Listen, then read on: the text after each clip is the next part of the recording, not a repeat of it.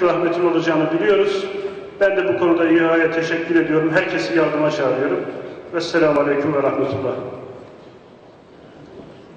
Son 100 yıldır dünya coğrafyası üzerinde nerede bir savaş varsa bakıyorsunuz İslam coğrafyası, nerede bir açlık varsa, nerede bir sefalet varsa, nerede bir zulüm varsa maalesef hep İslam coğrafyasının olduğu, İslam milletinin olduğu coğrafya olarak karşımıza çıkıyor. Bugün geldiğimiz noktada da Suriye maalesef yapılan politik hesaplar neticesinde Esed ve arkasındaki güçlerle mazlum Suriye halkı karşı karşıya bırakılmıştır.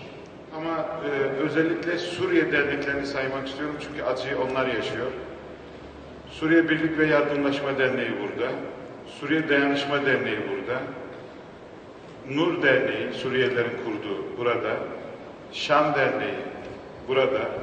Türkmen kitlesi burada. Türkmen Hareketi burada. Suriye Yardımlaşma Kalkındırma Derneği burada. Suriye'nin yanındayız platformu burada. Ve bir de daha geçen günlerde katliama uğrayan ama büyük bir zaferle bu savaştan çıkan Gazze'nin yanında olan Filistin Dayanışma Derneği Başkanı Hasan Bereket kardeşimiz burada. Bu savaşta kendisinin 14 tane yakınını bir evde bombalanarak şehit edildi. Yani şu masada oturan bir kardeşimizin bütün amca ve amca çocukları şehit edildi. Kendisine Allah'tan ölenlere rahmet diliyoruz. Kendisine de başsağlığı diliyoruz. Yine ASDER, ASKO, NİDESEB, TGTB, Sivil Dayanışma Platformu, Önder, İstimler böyle dernekler gidiyor. İsrail Savaşı'nda zannediyorum 117 tırdı. 110 tır denildi ama 117 zannediyorum.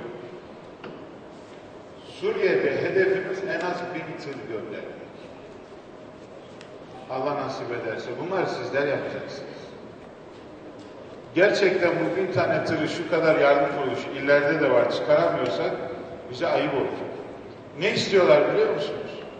Pahalı bir şey istemiyorlar. Un istiyorlar, un. Her yardım kuruluşu en az 10 tane, 20 tane tır çıkartabilir. Yol çok yakın. Onun için 1000 tane tırı hedefliyoruz bütün illerde. Değerli arkadaşlar. Sizlerden ricam ve şunu da önemsiyoruz. Hangi dernek ne kadar yardım yapıyorsa basın toplantısıyla göndermeyi uygun buluyoruz o derneklerin adına teşvik açısından. Başka bir şey değil. Onlardan yetki aldım. Zaten 24 Erzincan'ın temsilcisi olarak buradayım. Gereken yardımı yapmak üzere en geç yarın toplantı yapacağız.